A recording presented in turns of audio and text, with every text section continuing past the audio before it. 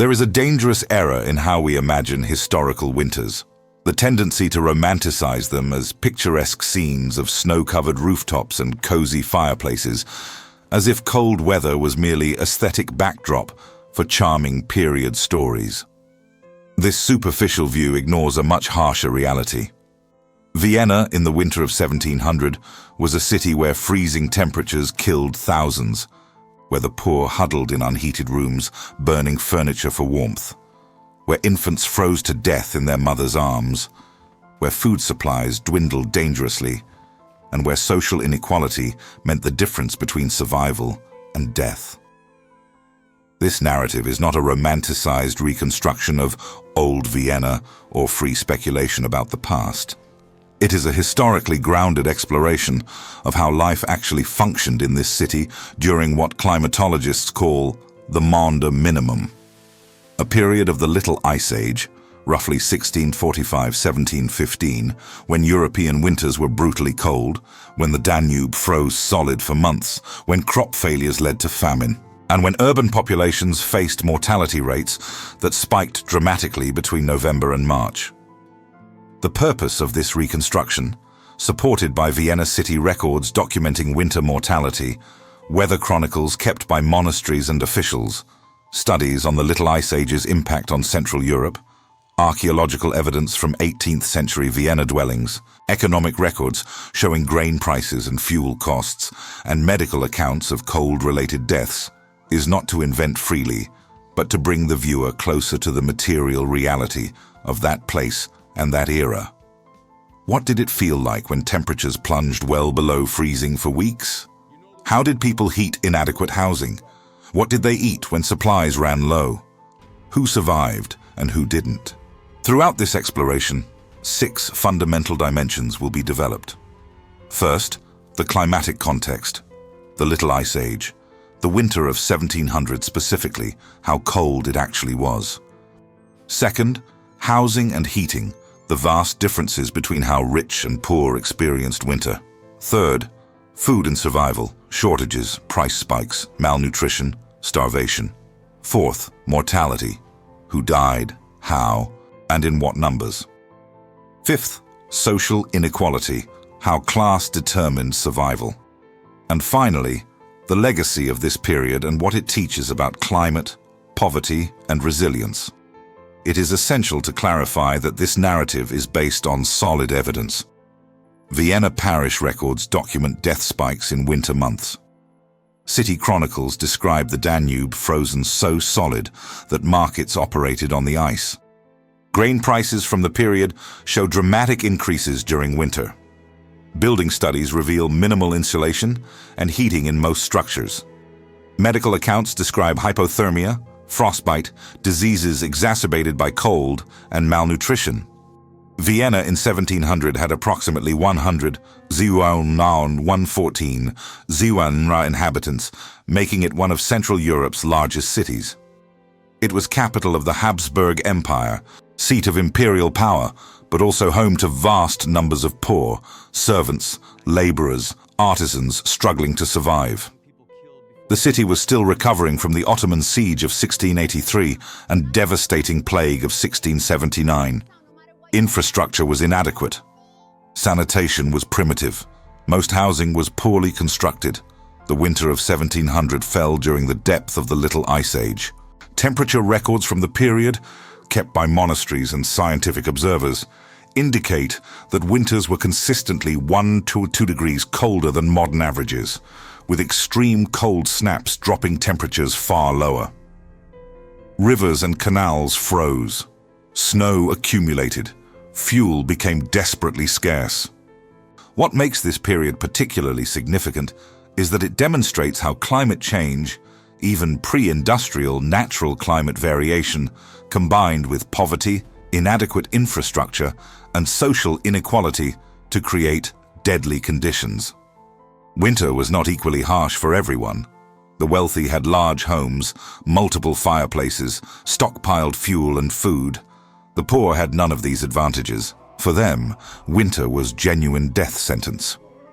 This narrative invites a walk through those frozen streets where beggars huddled in doorways, into cramped rooms where entire families shared single bed for warmth, through markets where food prices climbed beyond reach of laborers, into hospitals overwhelmed with frostbite and disease. Because Vienna in winter 1700 was not abstract historical setting, but concrete place where real people fought daily battle against cold that could, and frequently did, kill them. Housing in Vienna 1700 varied dramatically by class. The wealthy, nobility, high imperial officials, successful merchants lived in substantial stone buildings with multiple floors, thick walls, and crucially, multiple tile stoves, Kachelofen. These ceramic stoves were efficient heating devices, retaining heat for hours after firing. Wealthy households had stockpiles of firewood purchased in summer when prices were lower, stored in cellars or courtyards. The nobility's palaces had libraries, dining rooms, bedchambers, all separately heated. Windows had glass panes, albeit single pane and drafty by modern standards. Heavy tapestries covered walls for insulation. Servants maintained fires constantly. The wealthy wore fur-lined cloaks, heavy wool clothing, had feather beds piled with blankets. They were not immune to cold, but they had resources to mitigate it significantly. The middle class, guild masters, minor officials, prosperous artisans, lived more modestly, but still had advantages. A single tile stove heated the main room. Glass windows, though smaller. Adequate clothing. Stockpiled food and fuel, though less than the wealthy. They experienced discomfort but rarely life-threatening cold. For the poor, day laborers, servants, journeymen, widows, orphans, winter was existential threat. They lived in overcrowded tenements, garrets, cellars. Rooms were small, walls thin, windows mere openings covered with oiled paper or shutters that blocked light but not cold. Many had no heating at all. Those with stoves could rarely afford fuel.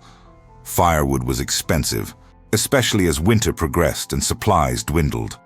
The poor resorted to desperate measures, burning furniture, doors, floorboards, gathering twigs and scraps from frozen parks, technically illegal, burning dung or straw if available. Some simply had no heat.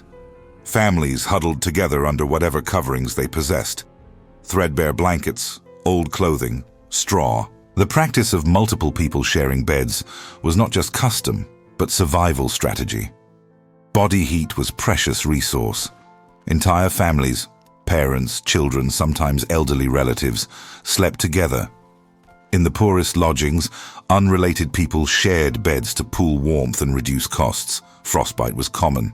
Fingers, toes, noses turned black from exposure. Medical treatment was primitive. Amputation of dead tissue without anesthesia. Many survived but permanently maimed. Others died from infections following frostbite. Hypothermia killed silently. The elderly and very young were most vulnerable. An old person or infant could die overnight in unheated room. Parish records show spikes in deaths of elderly widows and infants during coldest months, often found frozen in mourning by neighbors or landlords. Food scarcity worsened dramatically in winter. Vienna depended on grain brought from surrounding agricultural regions. In summer and autumn, supplies flowed into the city, but winter disrupted everything. Roads became impassable with snow and ice. Rivers froze, stopping water transport. Farmers hoarded grain, knowing prices would rise. What did reach markets was expensive. Grain prices in Vienna followed predictable seasonal patterns. But winter 1700 was particularly harsh. Wheat prices doubled or tripled compared to autumn. For laborers earning fixed daily wages, this meant disaster. A day's work that bought 5 loaves in October might buy 2 in February. Families already living on edge of subsistence were pushed into hunger. The wealthy ate well throughout winter. Their larders contained preserved meats, Smoked hams, sausages, salted pork, dried fruits, nuts, pickled vegetables, grain stored from harvest, wine and beer.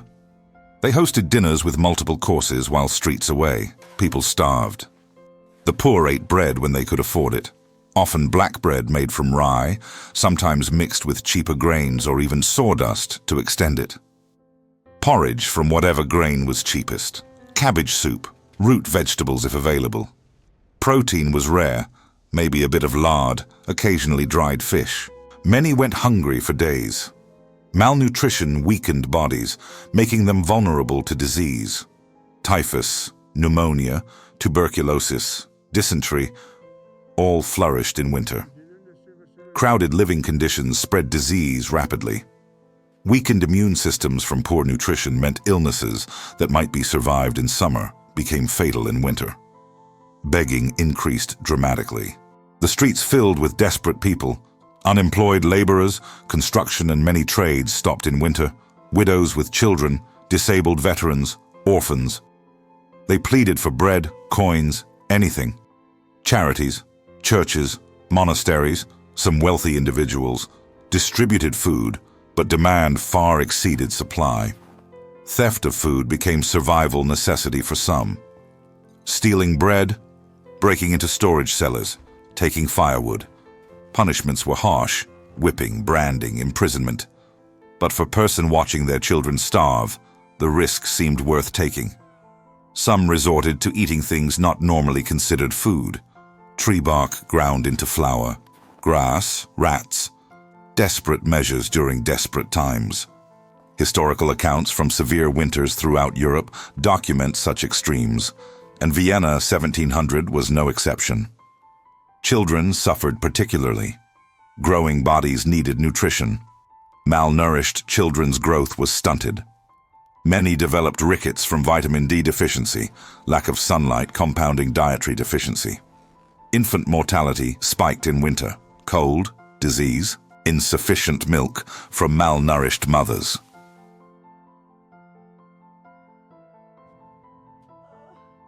Food scarcity during winter 1700 was a severe problem.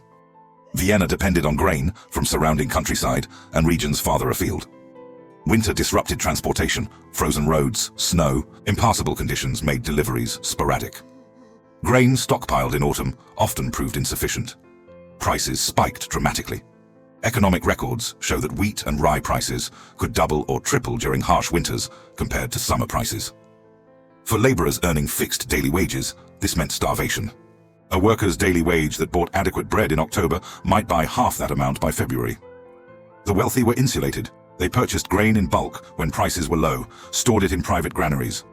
Their tables remained relatively abundant: meat, bread, preserved fruits, wine. Rationing was matter of economy, not survival. The middle class experienced anxiety but managed. Careful budgeting, some stockpiling, reducing consumption. Meat became rarer. Bread quality declined, mixing wheat with cheaper grains. But they generally had enough calories to survive. For the poor, winter meant genuine hunger. Bread, the staple, became unaffordable. They resorted to thin soups of water, cabbage, turnips, gruel from cheapest grains, occasionally charity bread from churches or convents. Many went days with minimal food. Malnutrition weakened immune systems.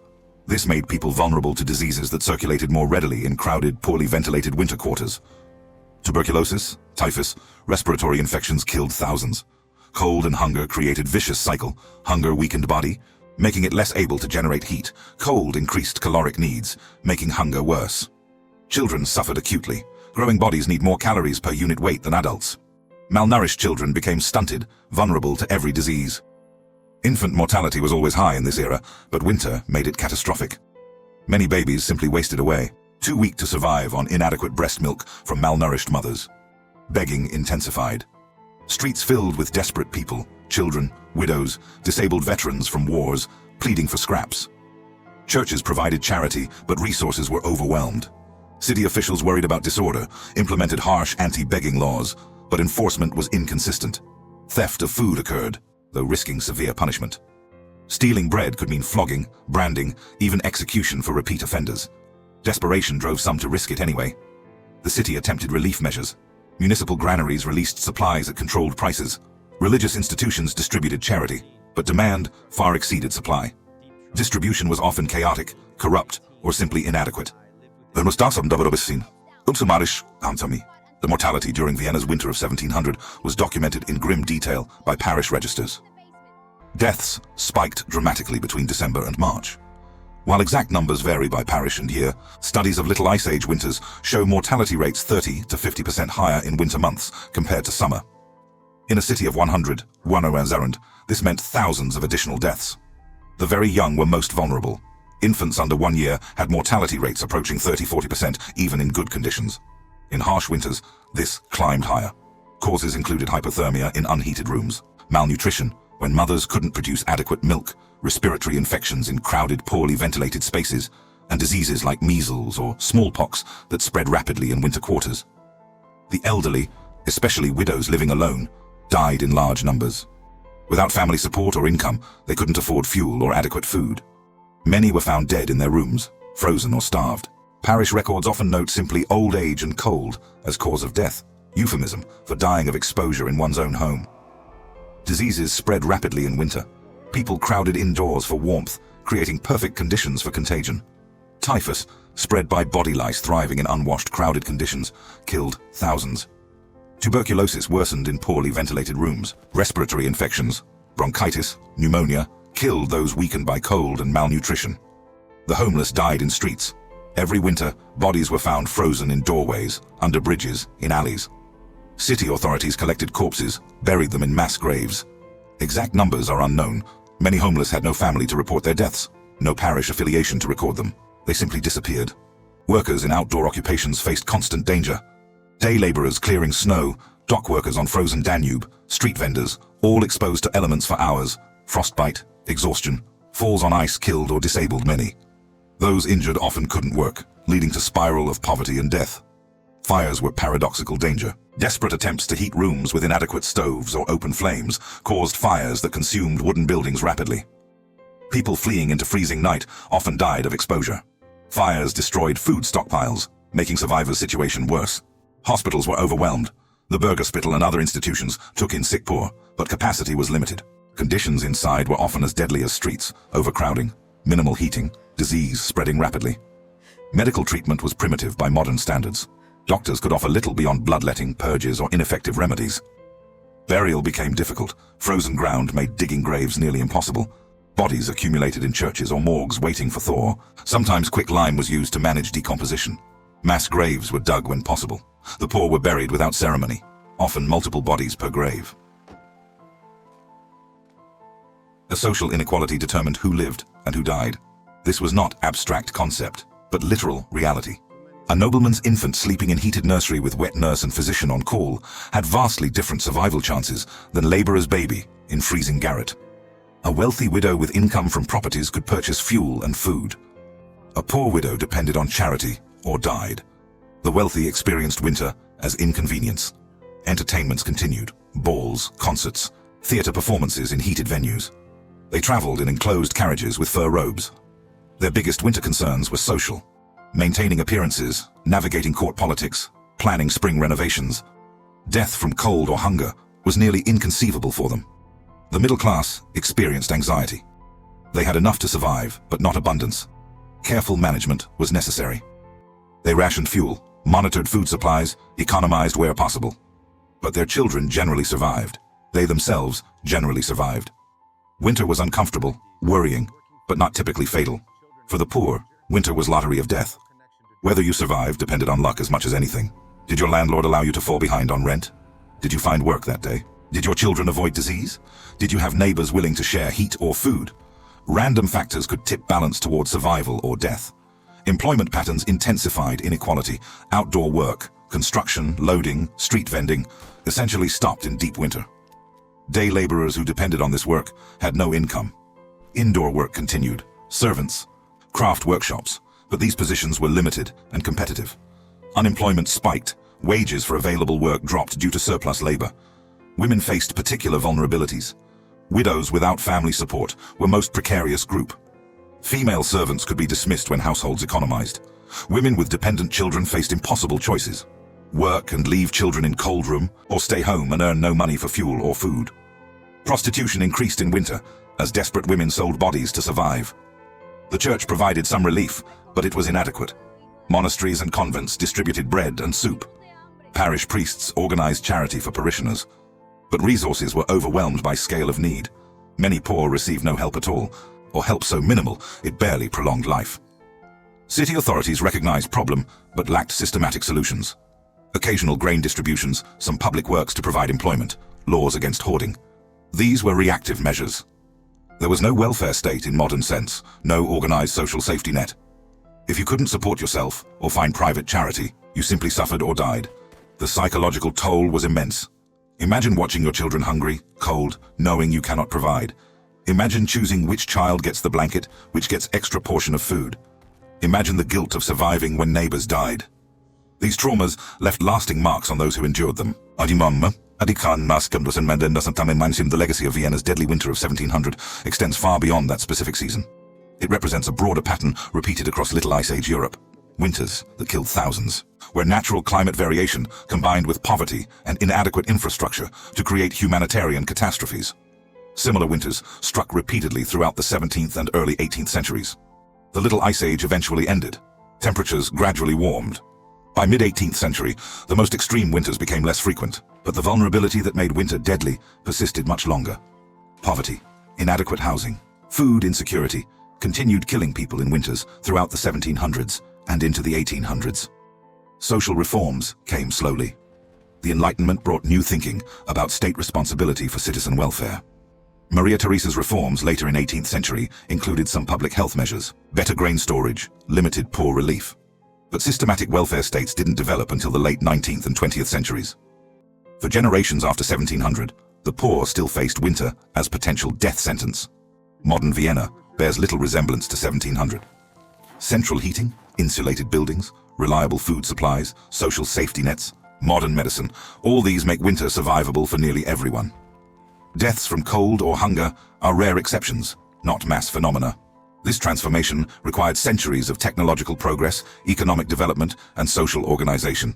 But echoes remain. Even today, homeless people die of exposure in modern cities during cold snaps. Energy poverty, inability to afford adequate heating, affects vulnerable populations. Climate extremes still hit the poorest hardest. The fundamental dynamic of 1700 Vienna, that survival depends heavily on economic resources, has not been entirely overcome. Climate science provides new context. The Little Ice Age was natural variation, likely linked to reduced solar activity and increased volcanic activity. But it demonstrates how even modest temperature changes can have catastrophic human impacts when societies are unprepared. Modern anthropogenic climate change is occurring much faster and may produce extremes exceeding anything in the Little Ice Age. The lessons are clear. Climate matters profoundly for human welfare. Infrastructure and preparation are crucial for survival. Inequality determines who suffers most from climate extremes. Systematic social support systems can prevent deaths that poverty makes likely, and resilience requires both individual adaptation and collective action. For historians, Vienna 1700 offers window into how ordinary people experienced extraordinary hardship. Parish records, economic data, medical accounts allow reconstruction of lived reality. Archaeological findings, examining housing remains, analyzing skeletal evidence for malnutrition, studying artifact distributions, provide material confirmation of documentary sources. Modern reconstruction with AI technology allows visualization of that lost world. Frozen streets, inadequate housing, desperate crowds at charity distributions. Based on architectural evidence, climate data, demographic records, comparative studies of other Little Ice Age cities, we can create images approaching historical reality. They will never be perfect. Gaps in knowledge remain. But each new study, each discovered document, brings us closer to understanding. For those interested in social history, this exploration reveals how class shaped every aspect of life and death. The wealthy lived in different world from the poor, not just economically, but experientially. Their winters were uncomfortable, the poor's were deadly. This inequality was accepted as natural order by most contemporaries, but its consequences were brutal and unjust. For modern viewers, Vienna 1700 is a reminder that comfort and safety we often take for granted are recent achievements, fragile and unequally distributed even now. Central heating is not universal. Food security is not guaranteed. Extreme weather still kills. The past is not as distant as we might imagine. If this historical reconstruction has offered you new perspective on climate, poverty, and survival, leave a comment with your thoughts. Like and subscribe for more explorations, connecting historical realities with modern understanding through rigorous research and advanced technology.